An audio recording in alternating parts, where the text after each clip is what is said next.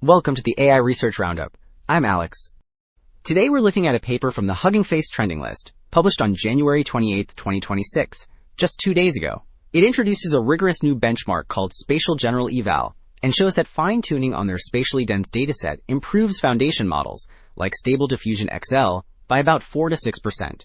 The paper is titled, Everything in Its Place, Benchmarking Spatial Intelligence of Text-to-Image Models. And as we'll see later, the implications for moving beyond simple object generation toward complex spatial reasoning are really quite significant. And for those interested in the implementation, the authors have shared their code on GitHub. Figure 1 illustrates the core problem. Even state-of-the-art models like GPT-Image-1 often fail at complex spatial tasks. The top row highlights errors in perception and reasoning, such as misplacing dogs on a bridge or failing to count roses correctly. The bottom half contrasts evaluation paradigms. On the left, current benchmarks use long but sparse prompts with simple yes-no questions. On the right, this paper proposes information-dense prompts that rigorously test fine-grained details like occlusion and interaction. So, Figure 2 lays out exactly how this benchmark is structured and how current models stack up against it. The first chart on the far left categorizes the 10 spatial subdomains into 4 levels: foundation, perception, reasoning, and interaction. Next to it, the second wheel illustrates the diversity of the test set, covering 25 distinct real-world scene types, like nature or indoor environments. Moving to the bar chart, we see the leaderboard results where Seed Dream 4.0 takes the top spot with roughly 63% accuracy, although open-source contenders are catching up. Finally, the radar chart on the far right exposes the critical weakness. While models handle basic object attributes well, their performance collapses on reasoning tasks like comparison and occlusion. Well, Table 1 explicitly contrasts this new approach with prior benchmarks like T2I, CompBench, or GenEval, and the difference is stark. If you look at the top section, you see a sea of empty circles under advanced columns like orientation, proximity, and occlusion. Existing methods mostly verify basic object presence using short prompts and simple yes-no questions, effectively ignoring the actual spatial layout. The highlighted bottom row shows how SpatialGenEval fills these gaps, employing long prompts and multi-choice questions to ensure full coverage across all 10 spatial dimensions. Alright, Figure 4 breaks down the pipeline used to construct these complex test cases step by step.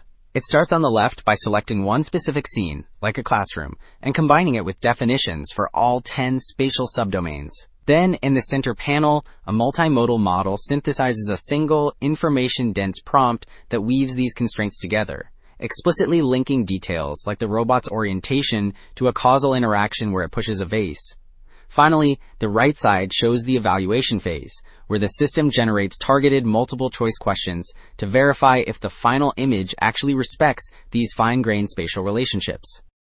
So, Table 2 presents the comprehensive leaderboard, grouping models by architecture, diffusion, autoregressive, and unified, and comparing them against the closed-source giants at the bottom.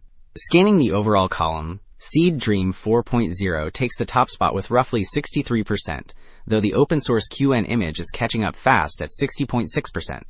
The critical takeaway, however, appears in the column breakdown.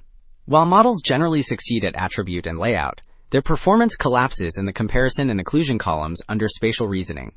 In fact, many scores here barely surpass the random baseline of roughly 20% shown in the top row, proving that true reasoning is still a major hurdle.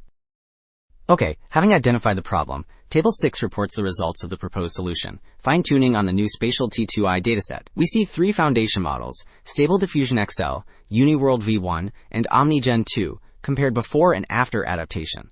The improvement is consistent across the board. For instance, looking at the middle rows, UniWorld V1 sees its overall score jump from 54.2 to 59.9%. Crucially, in the spatial reasoning section, the score for comparison rises from roughly 26 to 35%, suggesting that high-quality data can indeed begin to close the reasoning gap. Wrapping up, 2 takeaways stand out. Models still struggle with spatial reasoning like occlusion, but fine-tuning on dense prompts offers a clear fix. This highlights a critical shift from simply generating objects to mastering their physical interactions through better data. That's it for this episode of the AI Research Roundup. I'm Alex. Thanks for listening.